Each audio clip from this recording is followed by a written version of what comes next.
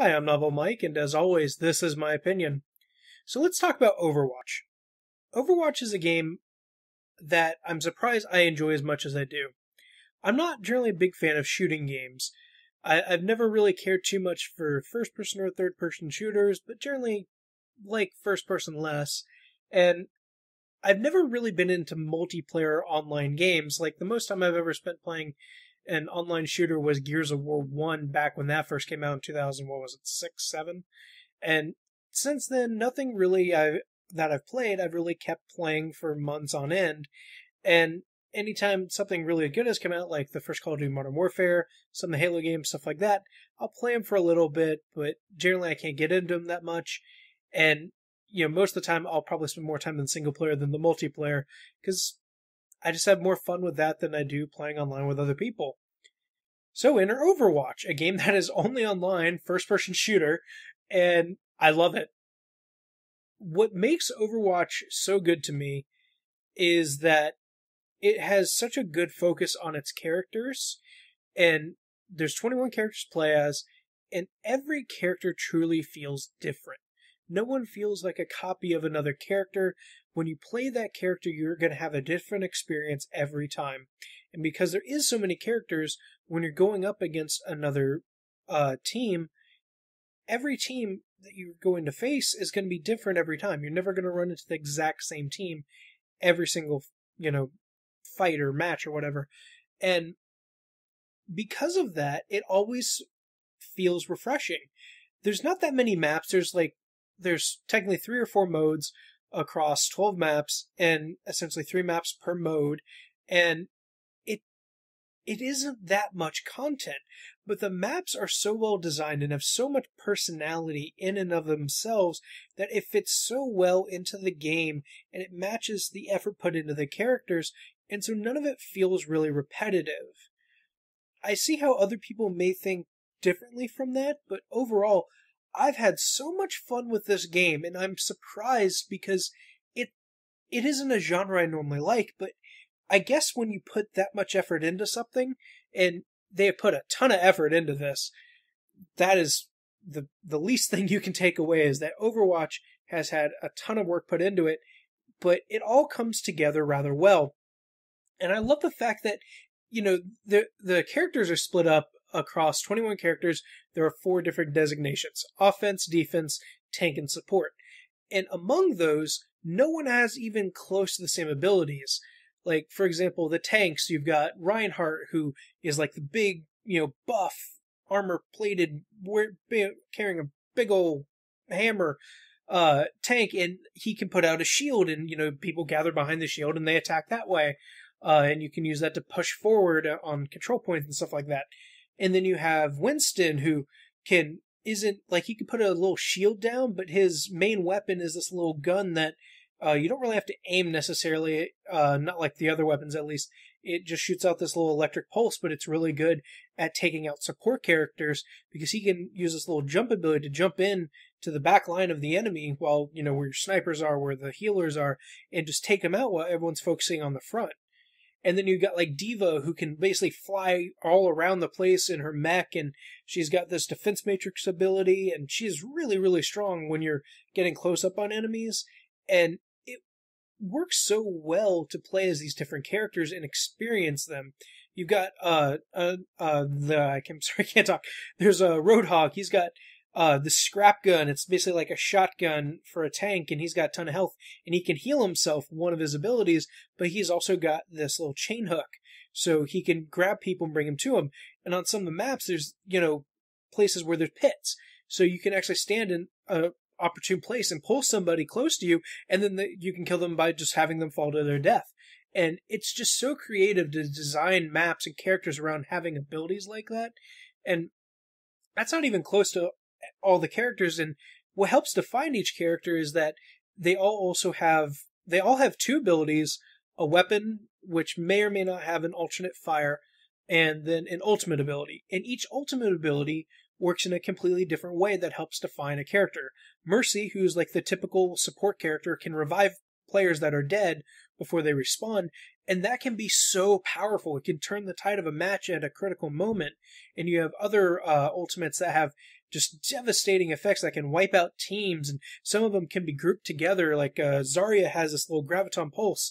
It doesn't really do any damage, but it groups a bunch of enemies into a singular point. So you can combo that with like Diva's self-destruct on her mech, or like Hanzo's Dragon Strike, that kind of thing. And it can just be so fun to chain up attacks like that when you've got a good group together. And I think what really helps when you're playing online is, of course, it's a game you want to play with your friends, but even when you're not, there is no like kill-death ratio like all these other shooters just like have as like the standard, like, oh, hey, you're not good unless you have this, 3 point, 5 point, whatever, KDE, whatever. And that's all people care about. That's the only thing. But when you have all these other things, people matter about how you work as a team.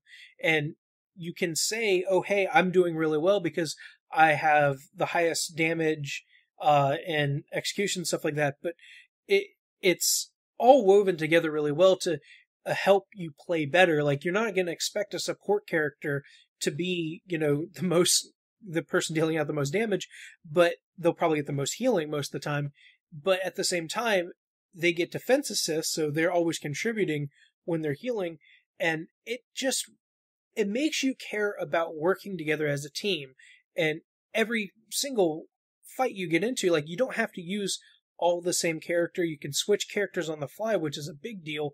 So as you're playing, if you're playing against a team that has, like, say, like 3 different people playing characters that have turrets, or a Bastion which can become a turret, and you're having a hard time dealing with that, you can switch to certain characters that have a beneficial advantage over those characters, such as Genji, who can reflect like damage back onto the attacker when they're shooting him and stuff like that. And just letting you do that mid-match is a huge deal because it lets you get into the game and it lets you play it. And if you're having trouble, it's not that you give up the match. You don't give up, you keep playing and you just switch to different characters to see if something else works. One thing I've noticed as I've played is I like to play Pharah, who has a rocket launcher, Hanzo, who is more defense, but he's like a sniper, and Tracer, Soldier are both attackers. I've played them, Mei on occasion.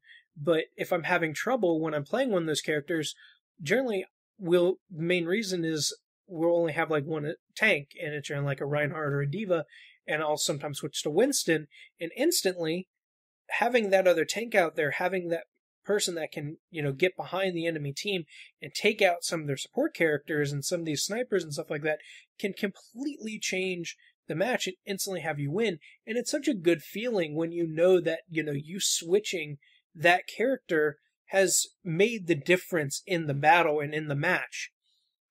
And it's that, and there's a lot more that makes me really like the game. It's not a perfect game though. Like, there's problems with its loot system. There is no like pay to win system. It's all the upgrades you get in the game, which you get via loot boxes, are all cosmetic. So there's no pay to win situation or anything like that. But the way that it works is that every level you'll gain a loot box, and you can get 4 random items, with skins being the rarer, especially the better skins, the more unique ones being much harder to get a hold of. But there's no way to directly buy those items. There is an in-game currency that you can use to purchase them, but you get that in-game currency from the loot boxes. So it ends up just being a giant random mess as if you get the things that you want. Unless you're going to spend real money, which you can. But I do think the game, because of how that's designed, it really does feel like it wants you to spend a lot of money to try to get the customizations and skins you want, as well as the other stuff like sprays aren't really that big of a deal, but some people like those, and like emotes, voice lines your characters can say, that kind of thing. And another problem really is some of the balance elements. They've definitely been smart enough to not try to balance everything just right away, just as people were complaining about it. And for example, it took them, I guess it was about a month ago, they finally put a nerf in for both Widowmaker and McCree, who both of which were a bit too strong. But I think the only real problem I have with the balance right now is like several characters feel underpowered. Diva, thankfully, who I do feel is underpowered, is getting some kind of buff, either defense buff or offense buff. They're testing things. But there's characters like Winston, which, I've said is really fun to play as, but as a tank, he kind of sucks to actually tanking because the only defensive ability he has is this little shield barrier, but it's on like a 12 or second cooldown or something like that, which is pretty long, and it just doesn't have that much health to absorb in that barrier, so it doesn't feel very strong, and so it makes it very hard for him to tank. That said, I do think that Blizzard is paying attention to a lot of that stuff, and they are monitoring that kind of thing, and they are definitely going to update it. One of the other things that they've done that's really smart is they are giving all the maps that they have planned and any other characters for free going forward, which I think is genius because so many games, especially like characters that focus on like characters and their cast of characters, like MOBAs, will lock you out of these characters unless you pay for them. And what will keep Overwatch alive is having constant updates and having new characters that change up the game somewhat, but not too much. I really hope they never put out a character that's specifically meant to be super overpowered for a while, because that would just ruin everything. But one of the first characters that's been rumored is the support sniper. I think her codename is like Sombra or something like that. But they're already saying in just a few weeks they're going to actually reveal that at Comic-Con. So that'll be cool. We don't know if we're going to get her anytime soon, but at the very least that's on the way. And they have said they've got maps that they're working on, and maybe that's something they'll actually launch with that. And the only other problem I think is the way that they've got competitive mode, but it's so new. I really don't want to jump into that just yet because they are constantly updating it and fixing stuff. So I think that is something that will improve.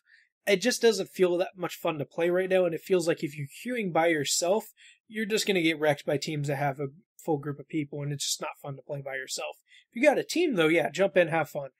And it is people, thankfully, taking the game a little bit more seriously than just the casual players.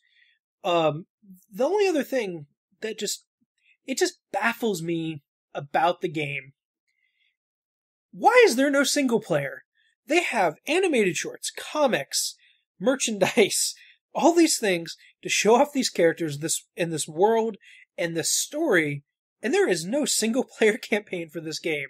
So I get the feeling eventually they will have some kind of paid content for the game, and my best guess is they'll probably, I'm going to guess now, Blizzard will do a single player expansion for the game, or maybe even a multiplayer co-op expansion, something like that, for the game that will probably be announced at BlizzCon either this year or next year, depending on how quickly they can get something like that out.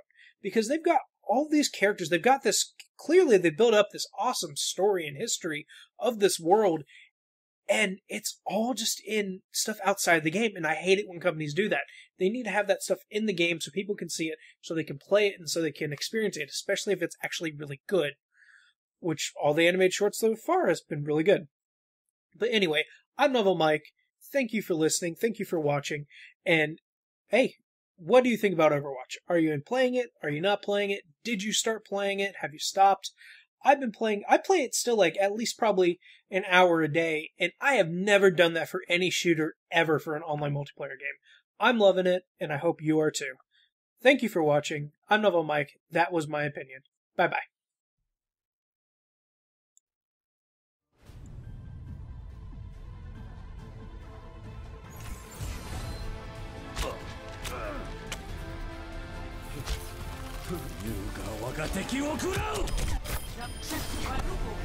I'm on fire. Join